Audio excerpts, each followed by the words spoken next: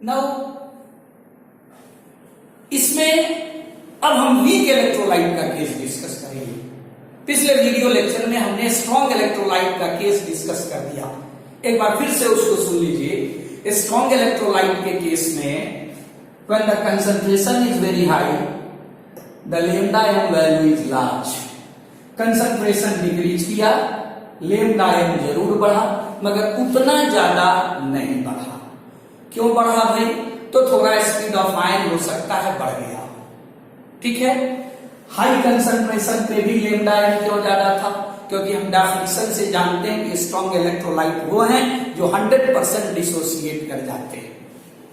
तीसरी बात, जब हम स्ट्रॉन्ग इलेक्ट्रोलाइट के ग्राफ को अगर हम एक्सट्रापोलेट करते हैं, सीधा एक्सटेंड कर देते हैं, तो वो इस लाइन को टच करेगा जब कंसंट्रेशन का मान 0 हो। So at that time lambda m refers to be lambda m 0, जिसको हम लोग लिमिटिंग मोलर कंडक्टिविटी कहेंगे। क्या कहेंगे? Limiting molar conductivity. कहने का मतलब ये हुआ कि स्ट्रॉन्ग इलेक्ट्रोलाइट के लिए हम ग्राफ से भी लिमिटिंग मोलर कंडक्टिविटी का वैल्यू निकाल सकते हैं। Now let us see the case of weak electrolyte. Now in case of weak electrolyte at higher concentration,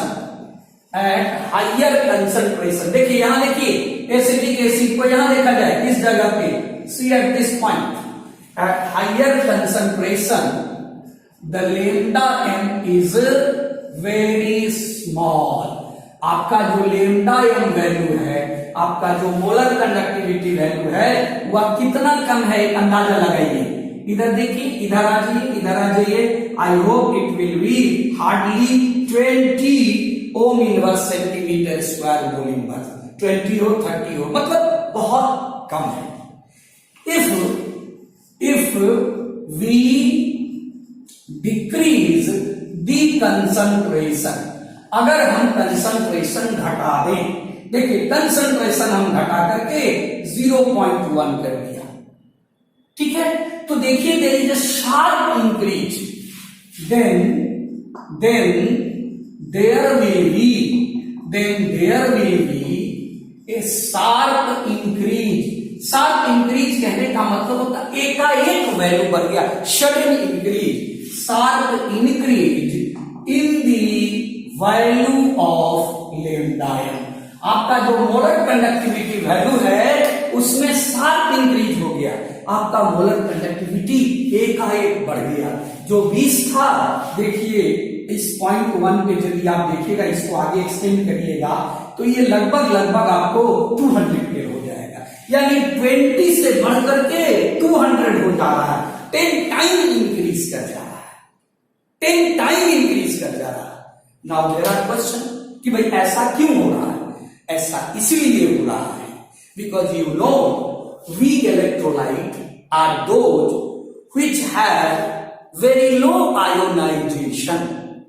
weak electrolyte उतना ज्यादा आयोनाइज नहीं करता है, तो कम आयोनाइज करने से there are less number of ions जो कि करंट कैरी करेगा, and that's why the molar conductivity is small or less। अब सवाल उठता है कि जब आप उसका कंसंट्रेशन घटा देते हो तब क्यों इतना ज्यादा बढ़ गया? आपको याद होगा, आप पढ़े हो क्लास 11th में ओस्टवाल्ड डाइल्यूशन लॉ। आपको याद होगा, आप पढ़े हो Ostwald dilution law. Ostwald dilution law क्या कहता है? तो ओस्टवाल्ड डाइल्यूशन लॉ कहता है for a weak electrolyte degree of dissociation increases if we decrease the concentration।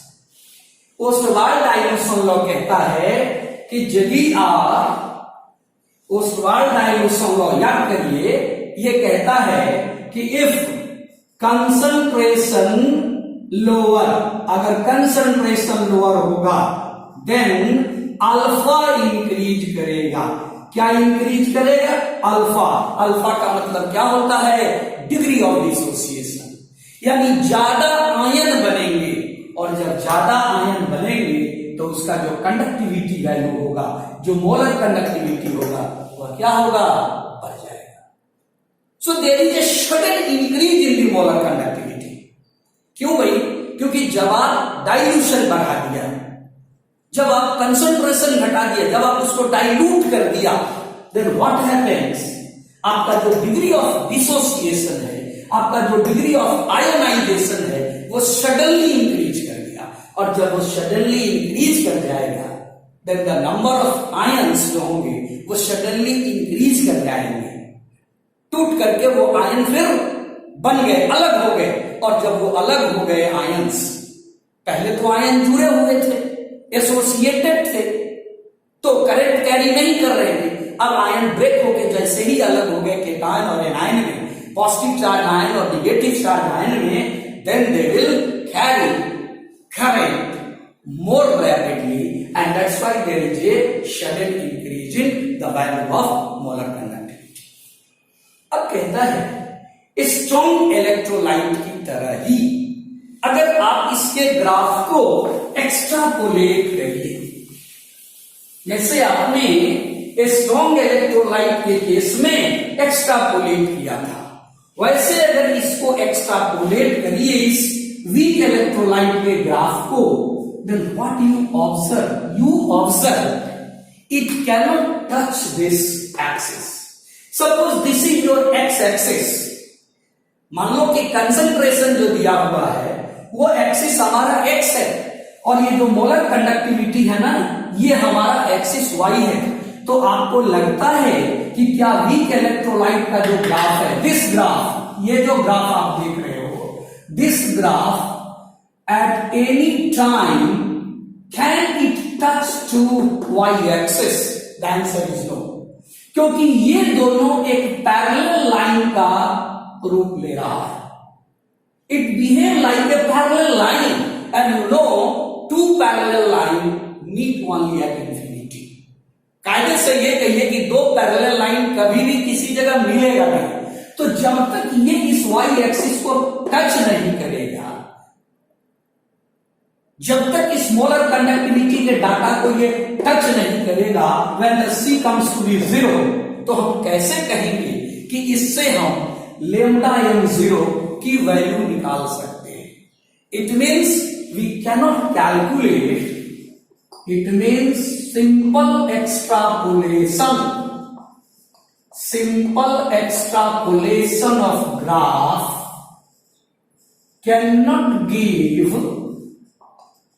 cannot give the value of lambda m0, that is your limiting molar conductivity. मतलब हम graph से नहीं निकाल सकते, हम ये नहीं कर हम नहीं निकाल सकते, हम कह रहे ग्राफ से नहीं निकाल सकते हैं। नाउ द क्वेश्चन इज कि क्या कोई ऐसा मेथड है जिससे हम limiting molar conductivity weak electrolyte का निकाल लेंगे? क्योंकि स्ट्रॉन्ग का तो हम ग्राफ से निकाल लिया, स्ट्रॉन्ग का ग्राफ से निकाल लिया, वीक का नहीं निकाल सकते। इसके लिए कोलराउच ने एक इक्वेशन दे दिया, that is called Kohlrausch equation. Now let us see what is this Kohlrausch equation. So next is your Kohlrausch equation, KOHLRAUSCH. आप देख लीजिएगा स्पेलिंग अपने बुक से भी, स्पेलिंग पे हम बहुत ज्यादा इसलिए नहीं जा रहे हैं कि हो सकता है आपका वो रॉन्ग भी हो. Now in your book the equation is given as lambda m0 is equal to nu plus into lambda 0 plus your nu minus into lambda 0 minus. ठीक है, अब देखिए कि यहां पर क्या क्या चल रहा है. This is Kohlrausch equation. It is used to calculate the limiting molar conductivity, that is lambda m0 for a weak electrolyte. However, it is also applicable for strong. दिया गया वीक के लिए, लेकिन यह स्ट्रॉन्ग पर भी लागू होगा। तो स्ट्रॉन्ग का तो दो तरीका है, इससे भी निकालिए, ग्राफिकल भी निकालिए। वीक का ग्राफिकल नहीं निकालेंगे, केवल इसी से निकालेंगे। नाउ lambda m0 क्या है आप समझ गए। Now this new plus is your number of cations, यानी number of positively charged ions. तो जैसे ये न्यू प्लस है, आपको ये समझ में आ गया होगा, this new minus is your number of anions. तो न्यू प्लस और न्यू माइनस आपका क्लियर हो गया, number of cations and number of anions. Now what is your lambda 0 plus, यहां मैं लिख दे रहा हूं, lambda 0 plus is your ionic conductance of cation. This is your ionic conductance, ठीक है ना। This is ionic conductance of cation, या इसको आप कह सकते थे molar conductivity, limiting molar conductivity of cation. आप देखिए आपके बुक में भी दिया हुआ है, new plus cation, new minus anion, new lambda 0 plus and lambda 0 minus, they are limiting molar conductivity of cation and anion. तो जिसको आपने आयोनिक कंडक्टेंस लिखा है, आप चाहें तो इसको लिख सकते थे limiting molar conductivity, limiting molar conductivity of cations, and similarly your lambda 0 minus, it is your limiting molar conductivity of anions. तो आज इसको यहीं पे रहने दीजिए, इसके बाद में इसका डिटेल या इससे रिलेटेड कैलकुलेशन